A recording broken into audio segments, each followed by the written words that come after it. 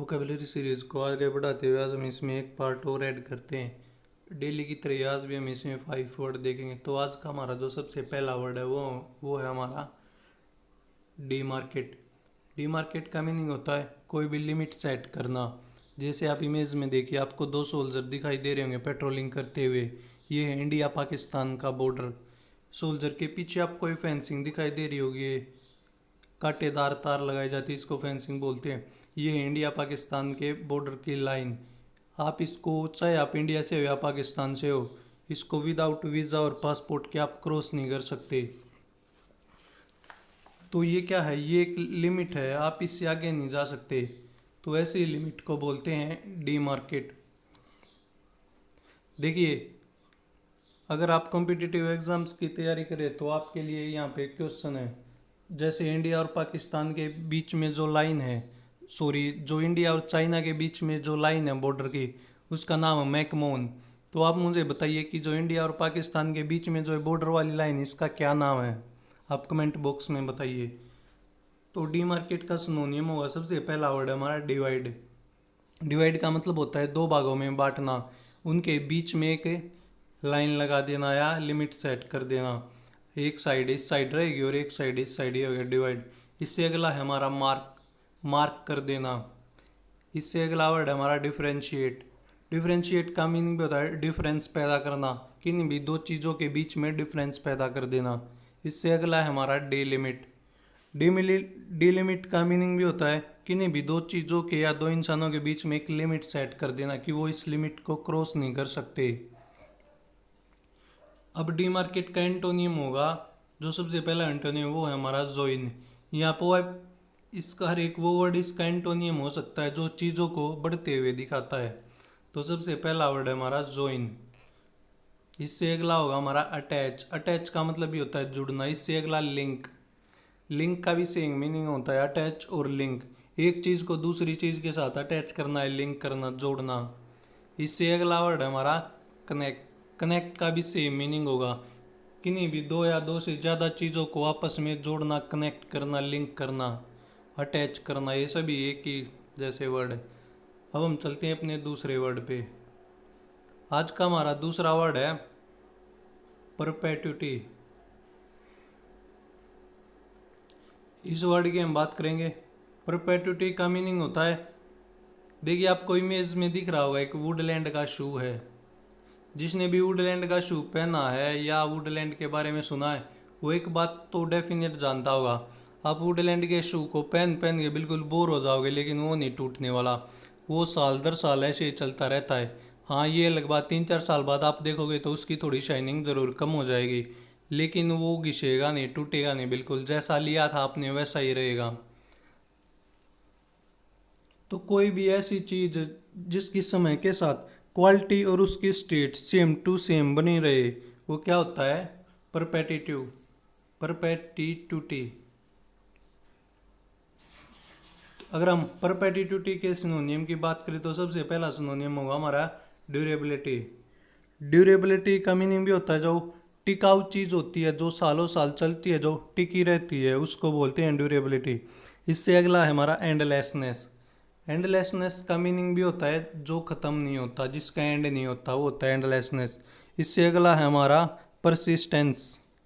Persistence का meaning भी होता है जो चीज़ जैसे आज खड़ी है, आप उसे 1 साल, 2 साल, 5 साल बाद देखोगे तो भी वो आपको सेम खड़ी नज़र आएगी। जैसी स्टेट उसकी आज, ऐसी स्टेट आपको कई सालों बाद नज़र आएगी, तो होता है परसिस्टेंस। इससे अगला है हमारा परमानेंसी। परमानेंसी का मीनिंग होता है, ये सुन के आपको परमानेंट वाली फीलिंग आ रही होगी थोड़ी। तो परमानेंसी भी उसी टाइप से होती है। परमानेंसी होती है कोई भी चीज़ जो स्थायी है, जो बिल्कुल परमानेंट है, उसे हम बोलते हैं परमानेंसी। इससे अगला है हमारा एटर्निटी। एटर्निटी का मीनिंग भी होता है अनंत काल तक। जिस चीज़ का, जिस समय का कोई अंत ही नहीं है, वो क्या है? एटर्निटी। कोई भी चीज़ जो अनंत टाइम के लिए है, वो हमारी एटर्निटी।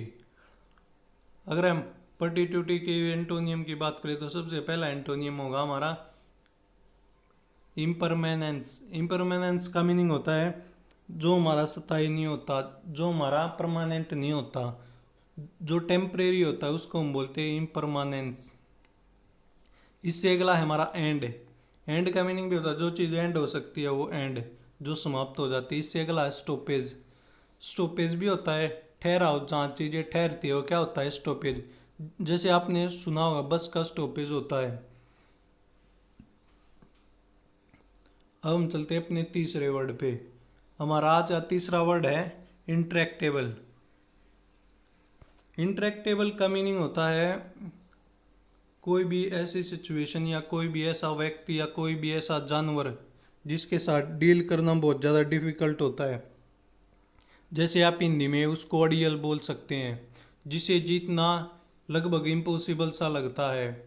यहाँ पे देखिए आप, एक व्यक्ति है, एक वुमेन है जो लोइन के साथ फाइट कर रहा है। ये कैसा दिख रहा है आपको, ये आपको कैसा लग रहा है, इम्पॉसिबल लग रहा है ये। तो जो भी चीज़ आसान नहीं हो, जो भी इम्पॉसिबल सा लग रहा है उसे क्या बोलते हैं इंट्रैक्टेबल। इंट्रैक्टेबल का सिनोनियम की बात करें तो सबसे पहला सिनोनियम होगा अनमैनेजेबल। जिसे हम मैनेज नहीं कर सकते, जिसे हम संभाल नहीं सकते, वो क्या होता है अनमैनेजेबल। इससे अगला है हमारा अनकंट्रोलेबल। जो हमारे कंट्रोल में नहीं है, जो हमारे कंट्रोल से बाहर है, वो अनकंट्रोलेबल। इससे अगला है हमारा अनगवर्नेबल। अनगवर्नेबल का मीनिंग होता है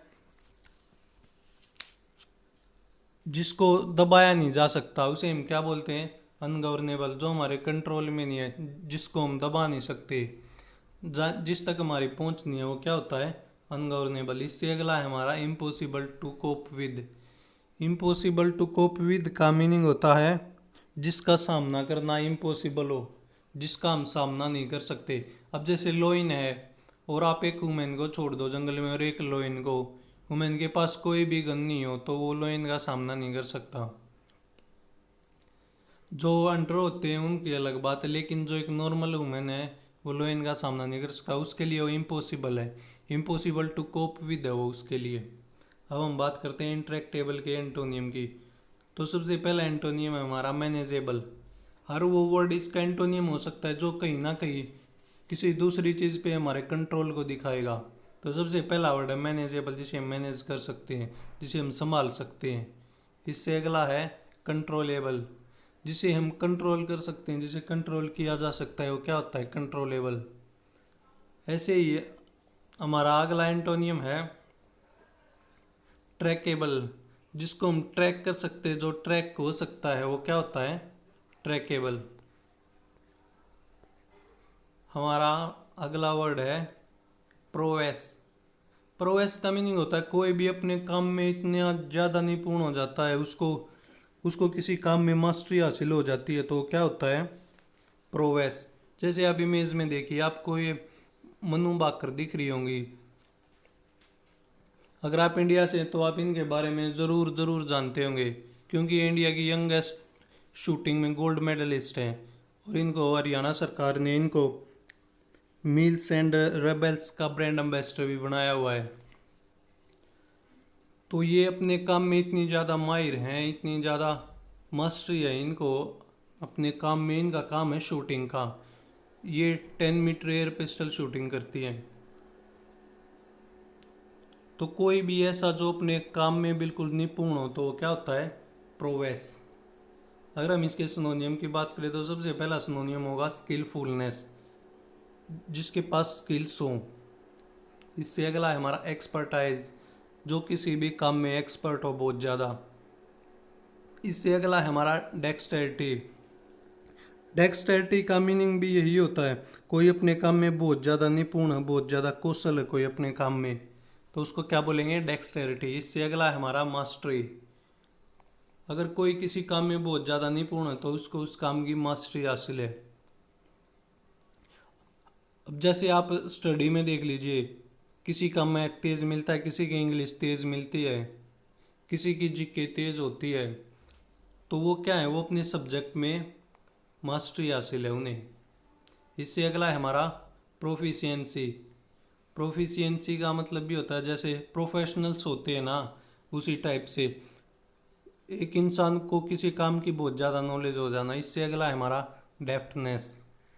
डेप्थनेस का मीनिंग भी सेम होता है, बहुत ज़्यादा कौशल होना किसी काम में, ग्रेट स्किल्स होना। इससे अगला है हमारा एंटोनियम। अगर हम प्रोवेस के एंटोनियम की बात करें तो सबसे पहला है हमारा इनकॉम्पिटेंस। इनकॉम्पिटेंस का मीनिंग होता है जो अयोग्य होता है, जो किसी काम के योग्य नहीं होता, जो किसी काम के एबल नहीं होता। इससे अगला है हमारा इनएबिलिटी। इनएबिलिटी भी सेम है, जो किसी काम के एबल नहीं होता, जिसके पास कोई एबिलिटी नहीं है, वो क्या होता है, इनएबिलिटी। इससे अगला है हमारा इनपेटनेस। इनपेटनेस का मीनिंग भी होता है जो मूर्ख होता है, जिसको किसी चीज़ में एक्सपर्टी नहीं होती, जिसके पास कोई स्किल्स ही नहीं है, कोई भी मूर्ख आदमी। इनपेटेंस, इनपेटनेस। इससे अगला है हमारा आर्टलेसनेस। आर्टलेसनेस भी होता है जिसके पास कोई कला नहीं आती, जिसके पास कोई स्किल नहीं है, वो क्या होता है, आर्टलेसनेस। इससे अगला और आखिरी वर्ड है हमारा नोवेल। नोवेल आपने बहुत ज़्यादा सुना होगा, नोवेल कोरोना वायरस, नोवेल कोविड-19। कोरोना के आने के बाद ये वर्ड फेमस हो गया, तो आप इमेज में भी देख सकते हैं, आपको कोरोना वायरस दिख रहा होगा। देखिए, अगर आपको कोई भी वर्ड याद करने ना, आपको इंग्लिश की वोकेबलरी याद करनी है, तो आप कुछ ना कुछ उस वर्ड के साथ या तो ऐसी इमेज जोड़िए या कोई किसी ऐसे व्यक्ति को जोड़िए जिसको आप अपनी डेली लाइफ में देखते रहते हो, सुनते रहते हो।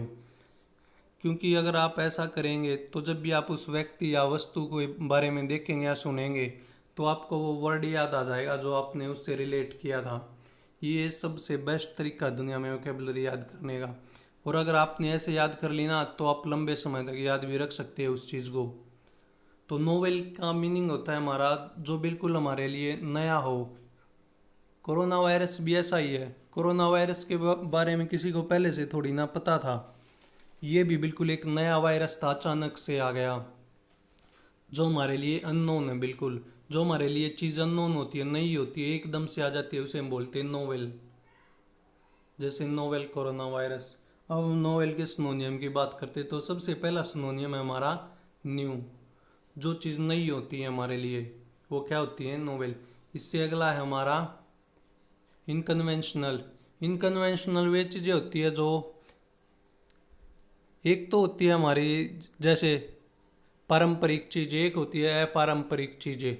उसी टाइप से होता है इनकन्वेंशनल, अपारंपरिक चीज़ें, जिन्हें हम नहीं जानते, जो हमने पहले कभी नहीं देखा जिनको। इससे अगला है हमारा ओरिजिनल। इससे अगला होगा हमारा फ्रेश। इससे अगला वर्ड है हमारा अनफेमिलियर। अनफेमिलियर का मीनिंग होता है कोई भी अननोन चीज़ जो हमसे फेमिलियर नहीं है। फेमिलियर का मीनिंग होता है जिससे हम घुले मिले होते हैं, जिसको हम जानते हैं, वो फेमिलियर। और अनफेमिलियर होती है हम जिसको जानते नहीं है, वो हम अनफेमिलियर है, अननोन चीज़ कोई भी। अगर हम नोवेल के एंटोनियम की बात करें तो सबसे पहला एंटोनियम होगा फेमिलियर। फेमिलियर मैंने आपको अभी बताया था, फेमिलियर होता है जो हमारे नॉन चीज़ होती है, जिसको हम जानते हैं, वो क्या है, हमारे फेमिलियर। इससे अगला है हमारा ओल्ड, पुरानी चीज़ें। इससे अगला वर्ड है हमारा कॉमन, जो आम चीज़ें हैं, जो भी। इससे अगला हमारा यूजुअल। और इससे अगला होगा हमारा नॉर्मल, जो सामान्य चीज़ें हैं वो। तो आई होप गाइज आपको ये लेक्चर पसंद आया होगा। अगर आपको लेक्चर पसंद आया और आपको कहीं ना कहीं लगता है कि ये वर्ड आपको बेनिफिट देंगे, तो अपना 1 सेकंड निकाल के चैनल को सब्सक्राइब और अपने दोस्तों में शेयर ज़रूर कीजिए। क्योंकि देखिए, अगर आप सब्सक्राइब करेंगे तो आपका तो कुछ जाएगा नहीं, लेकिन हमें इससे बहुत ज़्यादा मोटिवेशन मिलता है इस चीज़ से।